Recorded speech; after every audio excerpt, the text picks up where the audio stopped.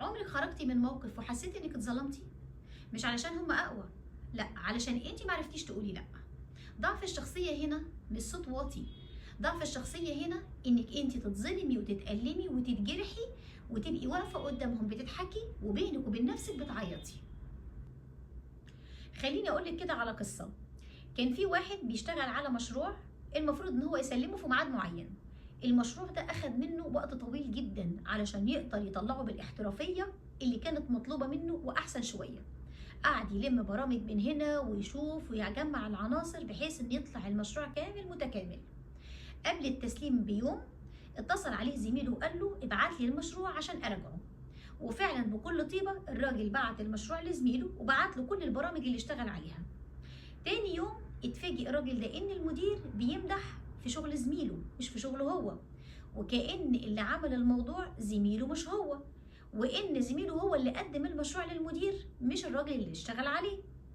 هنا كان مستني ان المدير يكمل كلامه او ان في حاجه مفهومه غلط. حس ان في حاجه غلط في الموضوع، ما قدرش ان هو يتكلم. مش علشان هو يعني ما عملش الموضوع، او مش علشان هو مش واثق في شغله، لا، علشان خاف يطلع شكله وحش قدام الناس. هنا اقدر اقول ان هل ده ضعف شخصيه؟ هل دي طيبه بلا حدود؟ هو اللي حصل ان زميلك سرق شغلك بس بارادتك انت اللي سمحت له انه يسرق شغلك. العيب هنا يجي من مين؟ يجي من الطرف اللي خاف ان يطلع شكله وحش قصاد الناس. هنا بقى اقول ان في علامات تدل على ضعف الشخصيه. ضعف الشخصيه ده ممكن يكون عندي، ممكن يكون عند الشخص اللي قدامي. طب انا محتاجه اعرف ايه العلامات اللي هي بتدل على ضعف الشخصيه واعرفها عشان اقدر بعد كده اتعامل معاها. ناخد العلامات علامه علامه. 1. السعي الدائم لإرضاء الآخرين على حساب إرضاء نفسي، وعدم القدرة على قول كلمة لأ. طول الوقت أنا هدفي وشغلي إن أنا أرضي كل الناس اللي حواليا، كل أصحابي بحبهم وكلهم ما ينفعش يزعلوا مني، ومتهيألي إن أنا لو قلت كلمة لأ لواحدة فيهم هتزعل، وأنا ما أقدرش إن أنا أزعل حد. ونسيت حاجة مهمة، إن إرضاء الناس غاية لا تدرك، واستحالة هتعرفي ترضي كل الأطراف. 2. تقول كلمة حاضر بسرعة حتى من غير ما تعرف ايه الطلب اللي مطلوب منك وايه التعب اللي ممكن تجنيه ورا كلمة حاضر اللي انت قلتها.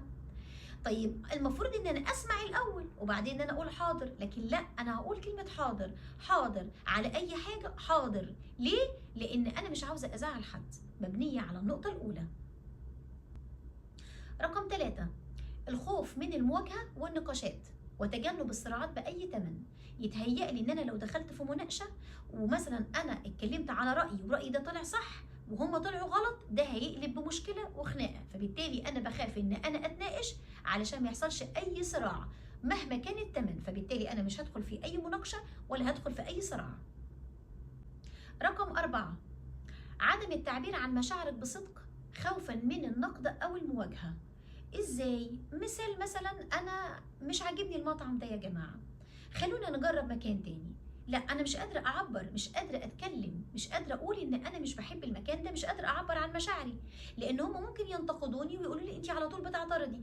هم ممكن يقولوا لي طب انت بتعترضي ليه؟ طب ما تخلينا كذا، طب ما تخلينا كذا، وتبدا كل النقاشات دي في دماغي، فبالتالي انا خايفه ان انا اعبر عن رايي فعلا، وخايفه ان انا اتكلم واعبر عن الاحساس اللي انا حاسه بصدق، فبالتالي افضل السكوت. رقم 5. قبول الإهانة والتقليل من شأنك بدون رد فعل مناسب. أقبل إن أي حد يهني. تيجي واحدة تكلمني وتقول لي إيه اللبس اللي أنتي لابساه ده؟ مش مناسب على فكرة، مش مناسب للمكان ولا للحدث. أسكت، مش قادرة أتكلم، ما اديتش أي رد فعل. واحدة تانية طريقتك على فكرة في الشرح مش عاجباني، سريعة وبتتكلمي وصوتك تقبلت الإهانة. دي إهانة مش نقد، وفي فرق ما بين النقد والإهانة. تقبلتها وتقبلت إنها تقلل من شأني بدون أي رد فعل مناسب. رقم 6. الانعزال الاجتماعي لتجنب المواقف التي تتطلب ثقة بالنفس. مثال، في اجتماع مهم جدا النهارده ورئيستي في العمل هي القائد اللي هيقوم بسرد بنود الاجتماع على جميع أعضاء الفريق، والمفروض إن هي هتقوم بالموضوع ده النهارده ويحصل ظرف طارئ بيها اللي رئيسة العمل مش هتبقى حاضرة الاجتماع، فبالتالي الاجتماع مش هيتلغي. محتاجه ما ينوب عنها في الاجتماع، فبالتالي هتوكلي انا المهمه وتقولي يا رني قومي انت بدالي بالمهمه دي، وانت اللي هتقومي بالاجتماع النهارده. اقوم انا يحصل لي خوف شديد جدا واحاول ان انا انعزل واطلع بمليون عذر. لا لا لا لا، انا تعبانه جدا النهارده، انا مش هقدر، وكلي حد تاني، ده انا ابني مريض في البيت، ده انا كنت هستأذن حالا، مش هقدر، مش هينفع، شوفي حد تاني غيري. لاني مش قادره اقوم بالاجتماع، لان ما عنديش المهارات ولا عندي الثقه بنفسي اللي انا اكون مكانها في المهمه دي. رقم 7، محاولة تقليد الآخرين بشكل دائم وفقدان الهوية الشخصية. طول الوقت عيني على اللي قدامي، شوف لابسة ايه، لابسة السلسلة دي ماركة، أنا هجيبها، مش علشان هي عجباني، لا، علشان هي لابساها، فبالتالي أنا هبقى زيها، هحظى بنفس الاهتمام اللي عندها. دي شوف ماسكه الموبايل الفلاني، انا لازم يكون عندي نفس الموبايل، علشان انا لما يبقى عندي نفس الموبايل وكمان لابسه نفس اللبس بتاعها، انا هبان بنفس المنصب بتاعها او هبان بنفس الشخصيه بتاعتها، وبالتالي انا طول الوقت انا عماله اقلد الناس التانيه وفقدت الايدنتيتي بتاعتي، ما بقاش عندي الهويه او البصمه بتاعتي اللي انا بتكلم بيها، انا بقيت الاخرين وليس انا. تامن نقطه هي اهم نقطه، تستأذني على حاجتك، كأن احترامك محتاج موافقة من الآخرين. أديكي كده مثال، أنا بقالي شهرين ما أخدتش راتبي ومحتاجة إن أنا آخد راتبي، فأجي أدخل على المديرة بتاعتي وأكلمها وأنا على استحياء وأقول لها عذرا لو سمحتي، معلش أنا عارفة إن أنا هطلب منك طلب سخيف شوية، يعني إن ما كانش يزعجك، بس ده أنا بقالي شهرين ما أخدتش الراتب بتاعي، إن ما كانش بس فيها إزعاج معلش ممكن تشوفي لي الموضوع ده.